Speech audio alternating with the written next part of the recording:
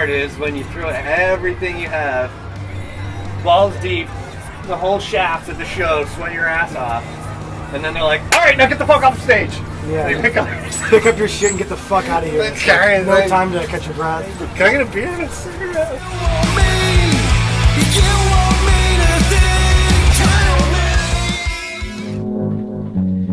Becoming successful in the music industry can prove to be more challenging than one might think.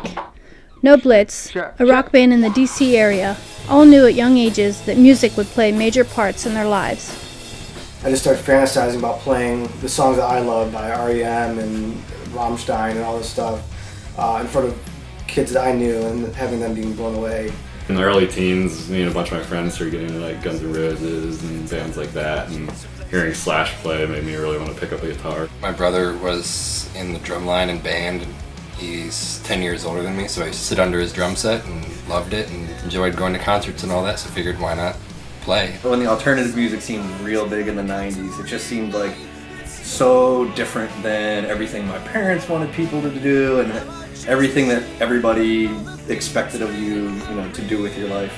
And as a teenager when you're 16, oh my god, it's exactly what you want to do, is piss off your parents and piss off everybody else you can. So grow your hair out, smoke some pot, and pick up a guitar.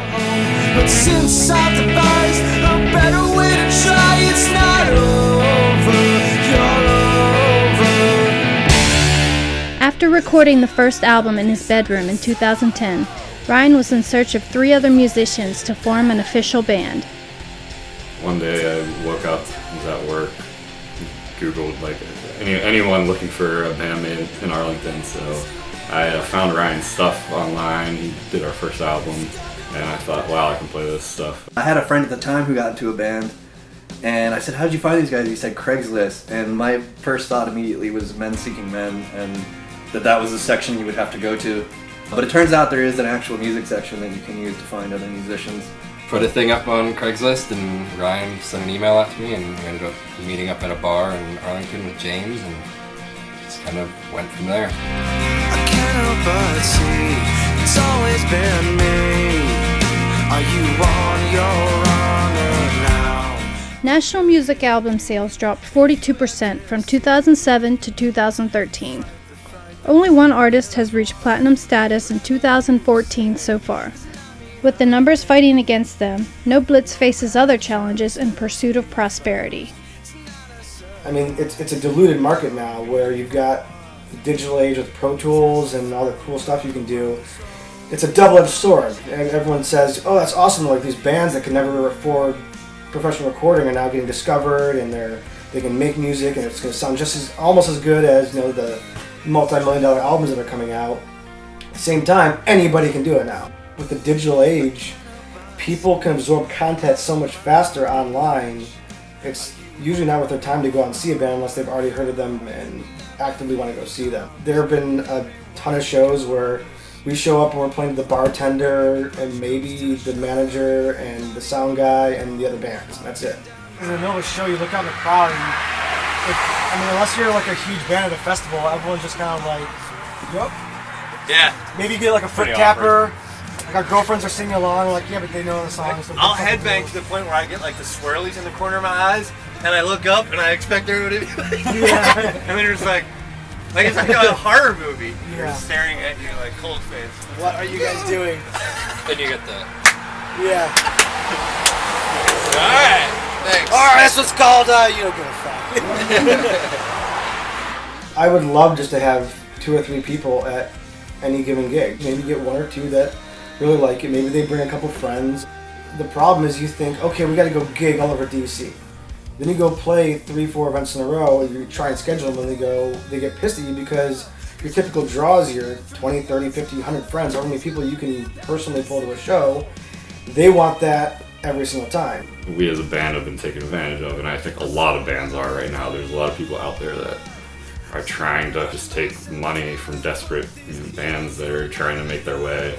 The free reign of the music industry type thing of they'll get back to you when they get back to you. They're really either not in a rush or they want to know what you can do for them right off the bat is frustrating at times to deal with. Everything comes crashing down when I see what it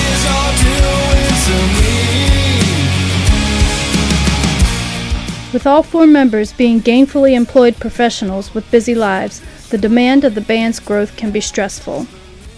It's really hard sometimes to organize when we're gonna get to practice and what shows are gonna work. We've tried a bunch of ways to deal with calendars and making sure we're logging everything that's upcoming for each of us so we can fit everything in properly. First, the second half of the verse, Yeah, that's you have to that's be way down. Yeah, no, I was gonna ask what we do. Can you for go that. on like the lowest setting you have? Clean That on. is the clean.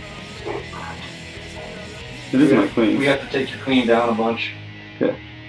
3, 1, 2, 3, 1, 2. It's sometimes it's just different to get 4 people on the same page.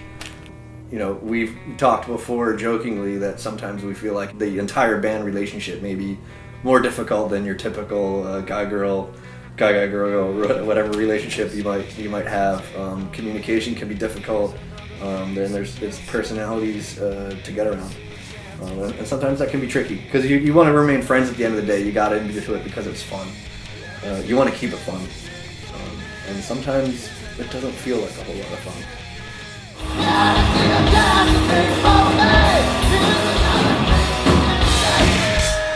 Through all the grit and the grind, no Blitz stays positive and looks towards the future. For us, there's always been something to hang our hat on, some little step up, something new that's come along, producer that reached out to us because some guy from Universal Records heard about us and saw us live and recommended us. We've had some good support with some really creative folks working on the last album. And the album sounds better than anything we've done before, so we hope that putting that out there and getting the exposure we hope it gets takes it a little further. People listen to it a little bit more and get more excited about it.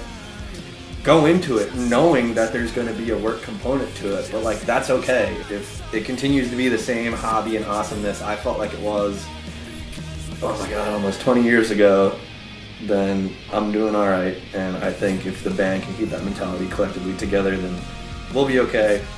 And hopefully that communicates on stage. Keep making music that's good for you, that you enjoy playing. Because if you don't enjoy what you're playing, there's no point in doing it. It's rock. It's not meant to be perfect and pretty. Thank you guys. See you next time.